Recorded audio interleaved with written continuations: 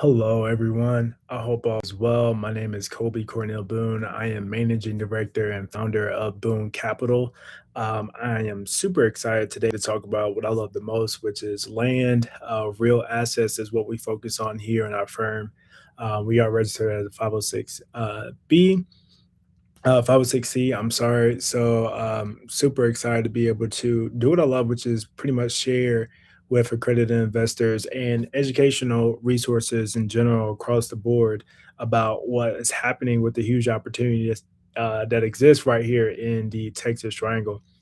So, I want to kind of start off the conversation today as a form of just storytelling. So me and my wife were blessed to build our first home in a community in Rockwall, Texas, about 4 years ago. So 2022, we were going out there. We really loved the area of Lake Ray Hubbard, and we saw where the growth trends were taking place. We had gotten married in 2020, started dating in 2019, and we were kind of having these conversations about where we wanted to live at in the metro of Dallas and where the development was kind of taking place. And we always knew that while we weren't there quite yet, like many families, one day we wanted to have that house on acreage to be able to enjoy garden and all the things that we loved and wanted to do. But where would we plant our roots to start off with? And we ended up going with a new construction build property, 1,800 homes. I think originally that parcel was 100 acres that was sold by a farmer, and at the time, it was like point 10, you're walking through the house, you're seeing your neighbors, your dogs are barking at the fence at each other. You're right kind of on top of each other. And we were like, man, this is just for a season. Um, but one day we're gonna get the appreciation, we're gonna move forward and um, do what we need to do for us as a family. And I think what's unique, hindsight being 2020, that property is now a rental property for us. Makes us around $30,000 a year off of that property. And what we've seen in this area that was once quite rural and going towards East Texas off of I-30 is a significant amount of growth of high earners moving to rural areas and seeking out not just your big builders, so your if you want to say your national builders, your Toll Brothers, your Perrys, your Drees. I'm trying to think of who else is out there, but these custom home like estate communities. So I'll share with you guys as well, and just keep tracking with me. We were driving around. I remember very well. We would drive around and see these one cul-de-sac, just one way in, one way out, micro estate communities. They'd be these beautiful homes, 1.2, 1.6, wherever you want to go, homes that would be on these 1 acre home sites, if you will, one cul-de-sac, and it might be like 12 homes, six homes on one side, six homes on the other, larger lots at the end of the cul-de-sac, of course. But I remember saying, like, man, like this is still a rural area. At this point, we're talking about 35, 40 minutes outside of Dallas, but you still have these beautiful micro communities and home sites in an area that otherwise would be considered kind of rural, but you still have these great communities. So I preface that story by starting off with a few facts about the Texas Triangle. So in general, the Texas Triangle you're talking about is northern tip, Dallas, Fort Worth. Southern tip is going to be Houston, Texas. In the middle, you got Austin, and out to the west, you got San Antonio. Now, according to AP News, 2.1 people have actually moved to that region since 2020. Texas is now a 31 million person state. 75% of Texans live in that triangle that was described, really making it a mega region. And that's from Texas A&M, actually. I did a study um, about the region in 2021. Now, Texas Demographic Center says that the increase from 2010 to 2020, and I'm pulling this directly from demographics, spoke to the increase being around those suburban areas. So again, those outside corridors of those major cities that I already mentioned. Dallas Fort Worth alone had 180,000 people. This is from the Federal Reserve of Dallas, moved there from July 2023 to July 2024. This is again Federal Reserve Bank of Dallas, Dallas Fort Worth economic indicators. And then Caterpillar, this one was actually interesting. Caterpillar expanded its urban footprint, used to work up there. And Care.com is relocating its headquarters to Dallas Uptown. And Brador USA is actually investing $410 million in Lancaster. Lancaster is going down South Dallas, that area, if you will. I want to hit on two quick points before I dive back into it. So hunting is not just a hobby in Texas. So we are big on the outdoors and recreation space here with Boone Capital. It's an economic engine. Texas Parks and Wildlife estimates whitetail deer hunters and landowners generate $9.6 billion in annual economic output. And that is a native species when we're talking about whitetail deer. We're not even talking about the $10 billion industry of exotic wildlife in Texas. So where does all this kind of come to play, and how does it make sense for savvy investors, if you will, looking at the Texas Triangle when you have a significant influx of people who are actively moving there, but projected that will move there by 2050?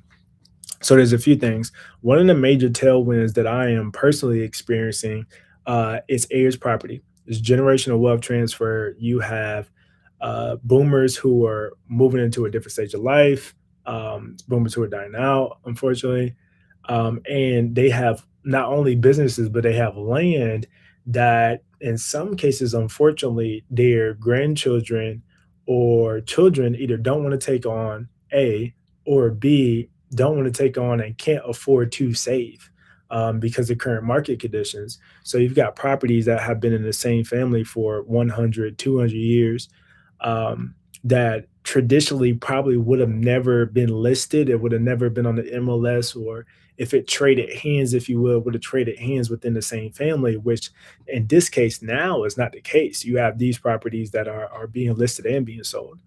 So I myself am an heir of part of 50 acres that was shared with other family members in the Carolinas. So over the past 2 years, have come back to North Carolina, based in Charlotte right now, to steward that property. Whereas the property that we're actually building our dream home on in Texas, in the Texas Triangle, is a part of, again, a farmer who is now moving to a different stage of life. Family is exploring a few different options, and we're now going to be able to benefit from being in kind of a family compound situation with our other family friends who have purchased from this same farmer in this area, and be able to build our home on the acres that we've always kind of dreamed about in that growth corridor of Dallas.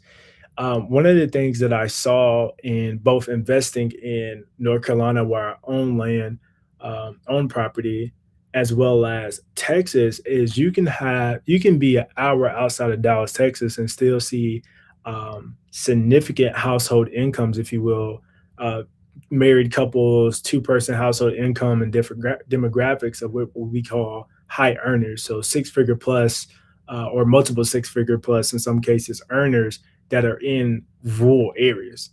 Whereas in the Carolinas, if you will, not only do you see, when you go east of Charlotte, North Carolina, start going out that direction to where I'm actually from, you see a significant decline both in population as well as sharp decline when it comes to um, household income, so earnings. In layman terms, you can be on the outskirts of Dallas, Texas, and still quickly sell $1 million home plus property, or have a small development or micro community, as I mentioned before, that has several homes and still have a strong buyer demand for that area locally. Not having to pull somebody per se from far out, but locally have a strong buyer demand. That is just not the case in the same mark, in the same distance from a major city in Charlotte, North Carolina, for example. So what's your point, Kobe? You're just trying to like dump on the Carolinas? No, born and raised here. What I'm saying is the opportunities that are presented within the Texas Triangle with these mega cities that are now a part of a super metro, if you will, that's being mega. I don't even know what to call it. It's huge. You have such an influx in this area, that's going to continue to be an economic driver for years to come. Hey, we got to see it ourselves, right? We bought in a master plan community, 1,800 homes, um, crazy to think about that many homes in one area. I'm still a conservationist at heart. So we got to see that area. I mean, and your top builders, Perry, Dries, um, Pulte, who else is out there? Is it Bloomingfield? Bloomingfield. You have so many builders. So when you look at like being a savvy investor and trying to be on the cusp of, hey, where are people moving to? Where's the development going? That investment that we made turned out to be really great for us. Makes us about $30,000 a year as a rental. And we're seeing that while there is a reset currently happening as of April of 2026, a reset in home values in Texas, there is still strong buyer demand. There's still the demand there, and even more so for acreage homes. So to get into that a little bit, let me get a little sip of coffee. So simply put, you got folks that want some dirt, man. You got folks now that, you know, years ago, just like ourselves, I would say younger millennials were getting into their first home. Obviously, we know because of interest rates and costs, people are buying homes later in life, starting families later in life than what they used to before. However, for the folks that have kind of crossed that threshold, maybe they're on their second home, or maybe someone's downsizing, but they want a little bit more acreage. Folks want dirt. I was actually having a conversation with my father last night, which is a beautiful conversation anytime I speak with him. And he represents that older generation. We were having a conversation about all the things that come with it, right? Like we are talking about having that neighborly feel, being able to have folks come over and having your cookouts, and just being able to stretch out, let the dogs run in the yard. And if you want to have you a couple of horses, equestrian communities, so many of those out in Oak Point, Texas. Got family out that way. Like, what it's one thing to kind of have numbers on the table, and that's one thing I'm big about with our firm is we aren't just a numbers playbook, spreadsheets, whatever type of firm. We are boots in the ground, in the woods, on like we're out and about, and that's something that I'm seeing tremendously be lucrative for the savvy developer and the conservationist as well. So where does that fit for most folks? Development and conservation kind of never come together. Kind of they sit at two different tables in the lunchroom and they never speak to each other, right?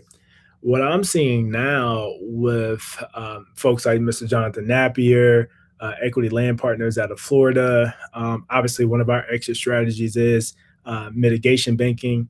Is that you're kind of seeing this relationship being built wherein folks, there's a strong buyer demand for residential development, as well as you're having a more conservation minded buyer who wants flexible covenants, wants flexible covenants in a community, wants less restrictions in a community wherein they can have horses, chickens, animals, do the things they want on their property, but they still want that development feel. They still would enjoy sidewalks. They still would enjoy um, being able to have some type of amenity center, if you will.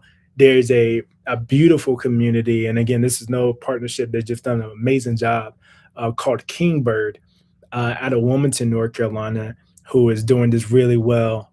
They had I think it was a 3,000 acre timber tract, so timberland. I think it was a timberland property, and they tracked it up into. I think they had as small as 5 acre home sites on up to as large as 100 acre home sites.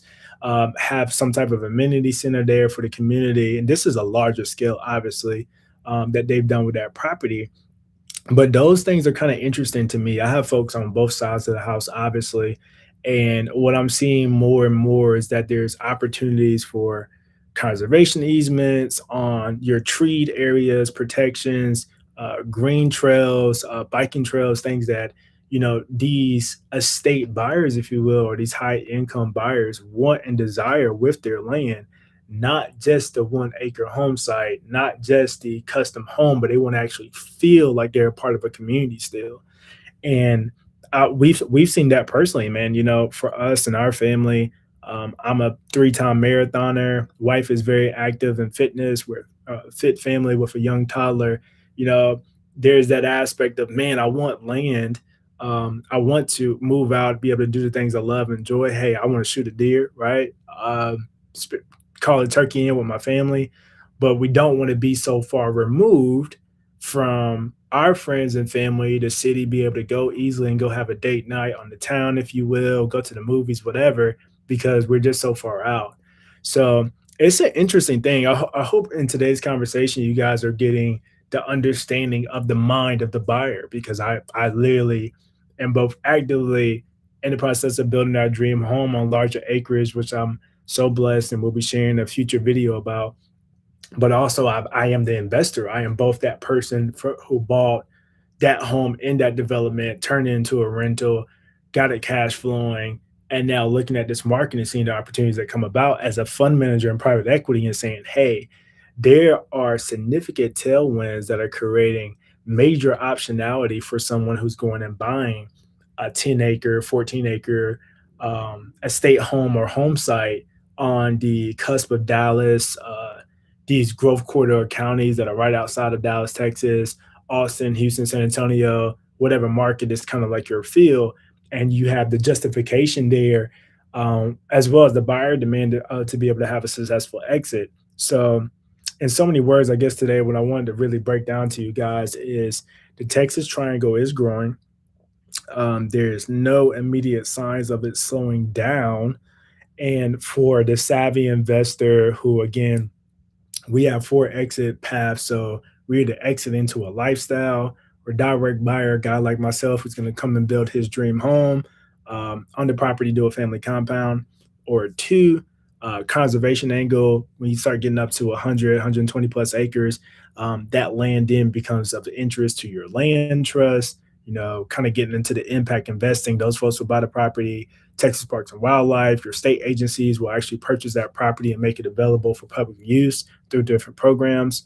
The third would be that micro estate, as I kind of mentioned, your regional developers or buyers. Some of my friends, good friends, who actually build, multiple home sites on that property as well. Or your larger, depending on the acreage, starts to get the attention of Pulte Homes, Toll Brothers, no affiliation. Just saying, some of those larger national builders are also, hey, those guys are in competition too. They're in competition trying to get the best dirt to put their homes out there too. So that's an angle that we actually have. And then that fourth kind of gets into mitigation banking, conservation, from more of a compensatory banking, kind of getting into that angle, because as you have so much buyer demand, so much development, residential or commercial taking place, there is a significant need for offsite mitigation. So won't go too deep into ecological impact and the scientific stuff for today. But what really wanted you guys to take away again is that I am actively investing into the Texas Triangle, both in my own personal life as well as looking at it from a standpoint of like, hey, what is this going to look like in the next 10, 20 years, and places that, again, folks would have never dreamed or ever thought about moving to. I've seen those properties going under contract and getting sold right and left. So pretty exciting stuff. If you guys like this kind of conversation, if this jazzes with you, we'd love to have a conversation. Schedule a call at booncapital.co. That's booncapital.co. Would love to talk with you more. And man, excited about what's happening. God bless y'all. Take care.